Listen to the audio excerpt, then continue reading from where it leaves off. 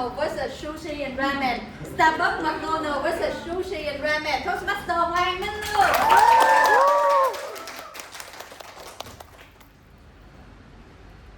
Yes, so I can confirm now that in Japan, Starbucks and McDonald's are as crowded as sushi and ramen places. But our fellow Toastmaster, the most welcome guest. So it seems to me that even the most protective and preserved culture couldn't resist the influence of westernization. Now, you might wonder why?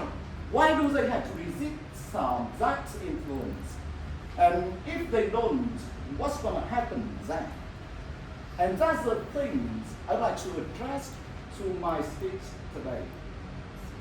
But before we get into the cultural stuff, let me share with you a bit of my first impression when I came to Japan, and it wasn't good. Now, no one asked me to marry her. But it's actually difficult to navigate my way there. It's been a long time I haven't got that kind of uncomfortable feeling of not knowing the language. All the instructions and manuals are written in kanji. And it's not easy at all to find someone to speak to you in English. To be honest with you, I lost quite a few times, especially in some of the very big stations like Tokyo or Shinjuku stations. Now a bit further about the language itself, because it's one of the most striking things in my whole trip. In Japan, in most countries nowadays, if you speak to people in English, they will either try to answer you in English, even if their English is not really proper, or they will shake their head showing that they don't understand it, usually with a little sense of intimidation or even shame. But no, it's not the case in Japan at all.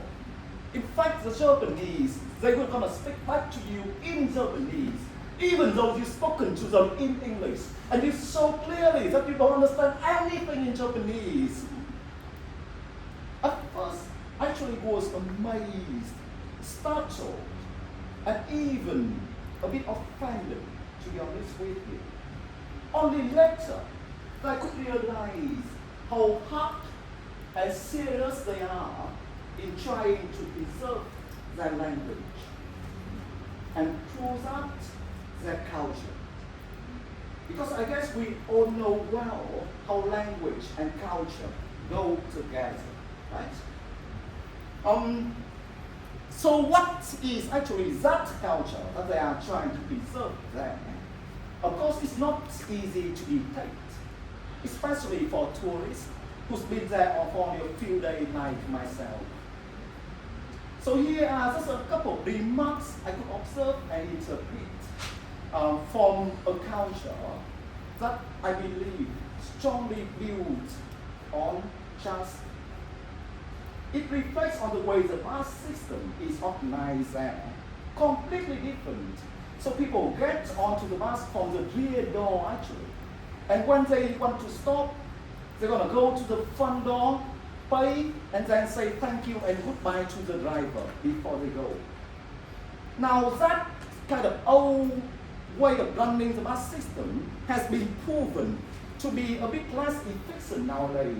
When the bus is so packed with people that sometimes it makes the way from the back to the front kind of impossible for people. However, when I really think about it, I actually come to love that way of running the system, with its kind of human touch there, and a lot of trust, in a way that you use the service first, and then you pay, and then you have a chance to speak to the person who runs the service for you. The second thing is about their tea house tradition. Very famous one, right? But if you are a foreigner, or even a citizen who just moved to another city, you cannot directly join tea house. only way that you could join tea house is through recommendation from one of their members. So you need to introduce yourself first and make yourself trustable for someone enough for them to recommend you to the tea house. And finally, besides trust, is a very strong sense of conformity. And I've heard about that before, but it's still a very unique experience of getting on the train, a very packed train with people. And almost all of them is wearing the same style of clothes, even the same kind of way of wearing their bag in front of them, and on the same thin shape of body as well. It's a bit scary, to be honest with you. However, under that surface of very kind of perfect conformity and kind of good harmony, there's a bit of discontent. And of course, I don't really mean only whether to choose to go to Starbucks or McDonald's or sushi or ramen places, right? The thing is, it goes a bit deeper than that.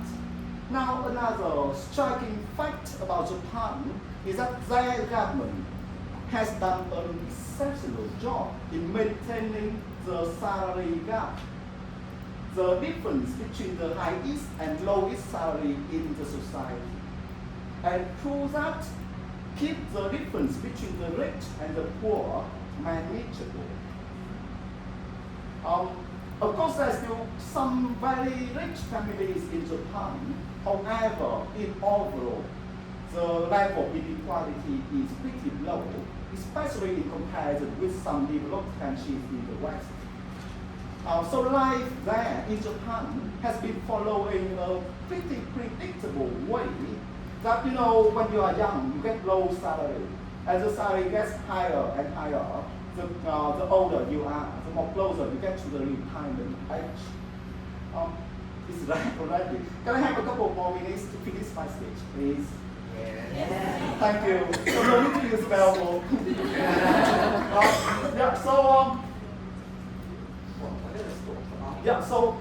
But that old way of living has been challenged seriously by the influence of Westernization.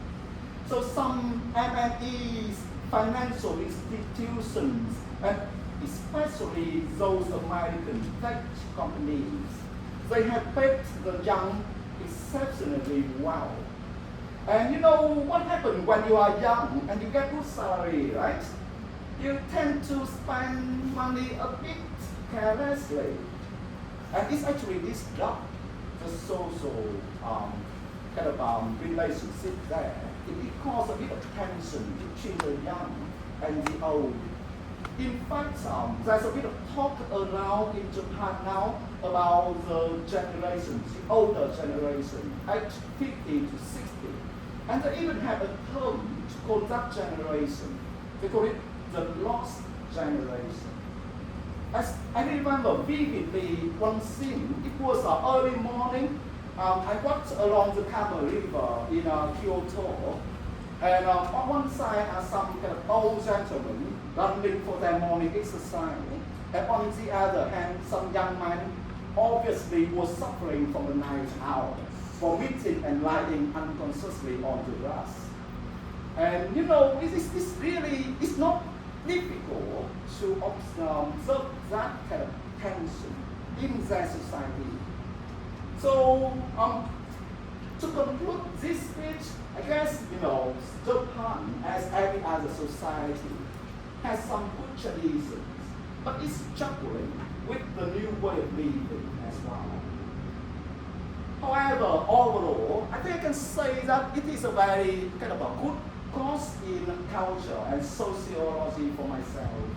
Of course, the trip doesn't really sound relaxing, right? But it's actually my original purpose of going to Japan, to observe their society and to learn from them. So, how am I going to change after my trip? Actually, I don't know. But I guess the lesson I'd like to share with you today is that I think it's really important to pay attention and to be aware of those social changes and movements to make sure that you can adapt to it without losing some good values of the old traditions. Because at the end of the day, society or the surrounding community is still very important for your own happiness. Back to you.